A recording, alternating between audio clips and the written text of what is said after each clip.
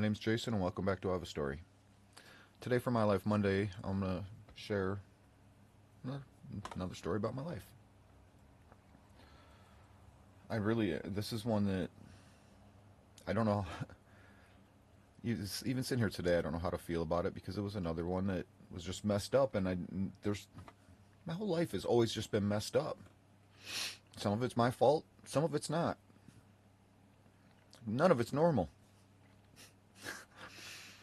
Here's another story for it. So this is a story about, I say the weekend I lost my virginity. My friends and I went to a theater. I was, 14 at the time? Late 14, early 15. And we went to the group of us boys, we went to the theater.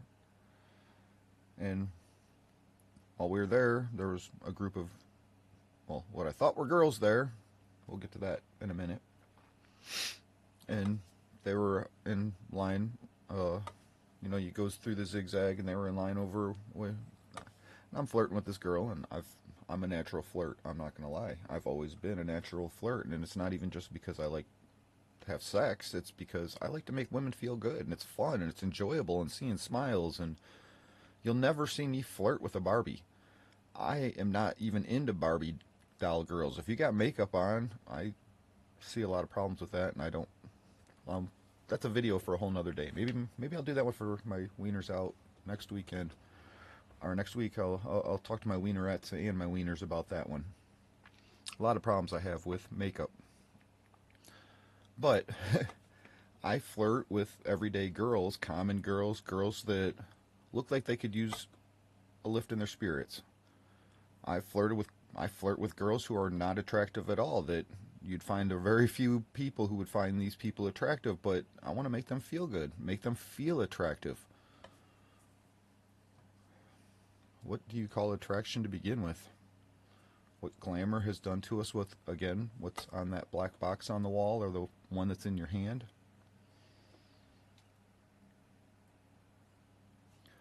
So anyways, more stories for other times. So, I'm flirting with this girl, and us boys, we go into our guy movie, and a group of girls goes into the chick flick that was happening at that theater, and one girl didn't go with the girls. They followed us into the movie we were going in to see, and she sat down next to me, and we sat and talked, and she watched the movie with me, and I used to have guy friends that would call me up, Jason, I'm taking you out tonight. I don't want to go out. Yeah, but I need to find a woman, and you're a good flirt, and you're a great wingman, and I used to have guys that call me up all the time and just take me out because I would help them pick up girls.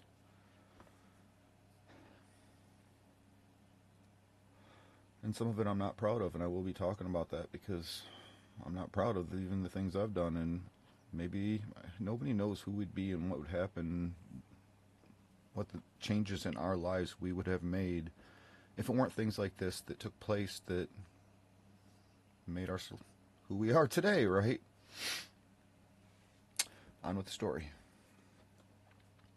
So she sat through the whole entire movie with us, and we talked, and we didn't make out. It wasn't like that. We just talked, and back then, this is back in, early to mid 90s. So back in the 90s, we didn't have cell phones. We exchanged numbers, and during that week, we talked on the phone a few times, and she said, hey, my parents are going out of town this weekend. I want you to come stay with me. I shouldn't have done that. Yay, right? So, God, I still even remember where she lived. She lived in the apartments right behind Speedway off of Lasky. So, and more correlation to the story of my life, my ex-wife's brother at the time drove me over and dropped me off at her apartment. And I went in, and this was on a Friday. Got dropped off on Friday. She told me her parents were coming home late Sunday night and to get picked back up Sunday evening. So stayed the weekend, and it turned into a sexual weekend. And me, you know, I was obviously a teenager with hormones. I'm not going to sit here and try to be innocent by any means. But I still always respected women, had that, put women on a pedestal.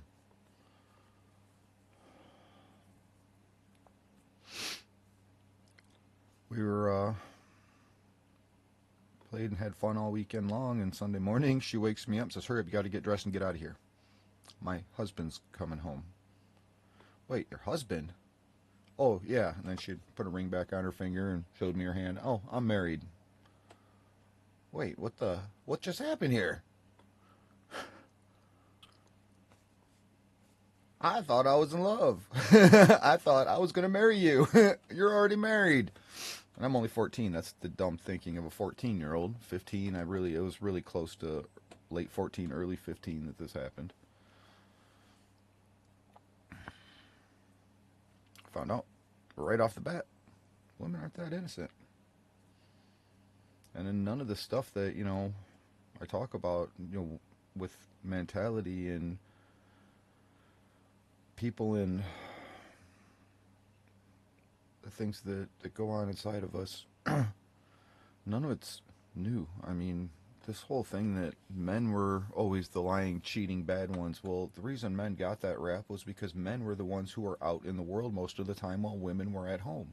They didn't have the opportunity to even do it nearly as much as men. And obviously, if men were out in the world doing that, then there were other women who were a part of all that too, right? Because a man didn't just go out and have an affair with nobody. But the man got the rap. And we're still paying for it today. And I still did not look down upon women and take that to hurt. I laugh at things like I laugh. I mean, what can you do? Either let it hurt you and cry, which is okay, but you got to get out of that. You can't let that bury you. So I laugh at things. Go back to my videos where I had conversation with my ex-wife about my son pooping on the back seat of my truck, and she yelled at me about me laughing about it. So that makes him think it's okay. No, I'm not going to blow up and be an angry monster about it. I'm going to teach him it's not okay, but I'm not going to teach him to fear me. I'm not going to sit there and scream at him and go, my dad's an evil monster. I laugh about it, and then we talk about it, and we clean it up. That's life. I really couldn't believe it that the woman who taught when I took my parenting classes, how she would talk about how upset she would get about her kids making messes, and how she'd never let her kids go out and jump in a mud puddle because she'd have to clean it up. I stopped her and said, no, my kids are encouraged to go jump in mud puddles. I point them out and say, go to it. I know I'm going to have to clean it up. That's a parent. That's what we do. Why do we not want to be parents anymore? Even teach that in parenting classes. To be totally honest with you, when she said that, my jaw really hit the floor. I couldn't believe it. Like, wait, you're supposed to sit here and be teaching us how to be a positive parent, a good parent, a wannabe parent. But you're going to tell me you don't want your kids to get dirty because you have to clean it up. Welcome to parenting. Every time I get into anything with any counselors, any advocates, it seems like I end up becoming the learner and they become the student. I even did that so much in college. Became the teacher of my classes in college because my college professors couldn't do it. More stories for more times. I mean, when I tell you my life has not been normal by any means, go back through my channel. Do you think I'm a typical person?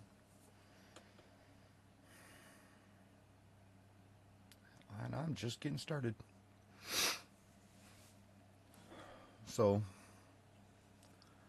that was the weekend time I lost my virginity to what I thought was a girl who was roughly my age, and found out she was much, much older and married.